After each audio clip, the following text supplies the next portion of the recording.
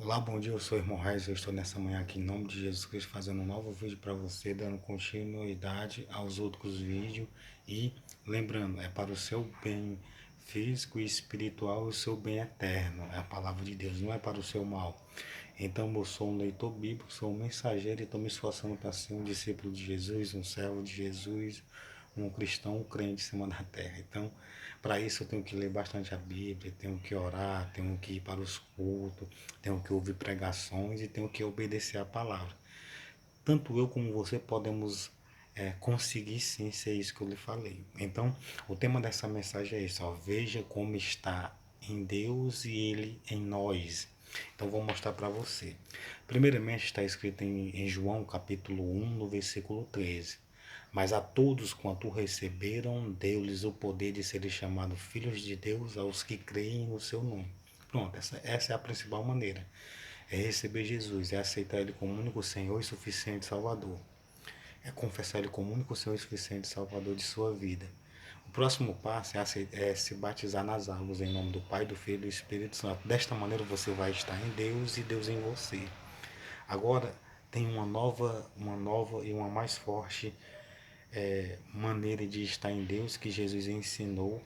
Então vou mostrar para você em João capítulo 6, no versículo 51. Eu sou o pão vivo que desceu do céu, Jesus Cristo disse. Então ele era o pão vivo, então ele é que nos dá a vida, tanto espiritual como vida com saúde, como vida eterna. Se alguém comer deste pão, viverá para sempre. Então se eu e você continuar comendo deste pão, nós vamos viver para sempre. Quando ele falou comer do pão, ele estava se referindo à palavra dele, não o corpo em si. E os judeus achavam que ele estava dizendo isso, mas Jesus estava falando da sua palavra. E o pão que eu der é a minha carne que eu darei pela vida do mundo. Então, quando ele disse que o pão que eu der é a minha carne, ele estava se referindo ao propósito de salvação, que era ele passar 3 anos e alguns meses curando, sarando, libertando, falando a palavra de Deus, o que Deus queria e o que Deus quer que o ser humano faça. E, e ele estava falando da crucificação dele. Quando ele disse, e o pão que eu dei é a minha carne, que eu darei pela vida do mundo. Era o propósito de salvação, que era morrer na cruz e ressuscitar e passar 40 dias na terra e depois ser levado ao céu e estar à destra de Deus Pai, à direita de Deus Pai. Então esse é o significado, que ele ia morrer na cruz e ele ia dar a carne dele para nós que dá a vida ao mundo. Então o que dá a vida eterna ao ser humano é isso, é aceitar Jesus, se batizar. Lembra o que foi que o profeta Isaías disse? Ele estava sobre ele, o castigo que nos traz a paz estava sobre ele, pelas suas pisaduras fomos sarados. Então o castigo que nos traz a paz estava sobre ele, e pelas suas pisaduras somos sarados. Entendeu? Verdadeiramente ele tomou sobre si as nossas enfermidades e as nossas dores, e nós o reputamos por aflito, ferido de Deus e oprimido. O castigo que nos traz a paz estava sobre ele, pelas suas pisaduras fomos sarados. Se não me falha a memória, Isaías 53, versículo 3 e 4. Então veja o que foi que os judeus falaram. Disputavam, pois, os judeus entre si, dizendo, como nos pode dar este a carne a comer? Então eles estavam pensando que Jesus estava falando do corpo dele, mas Jesus Cristo não estava falando do corpo, ele estava falando da palavra de Deus e dele que ele estava anunciando.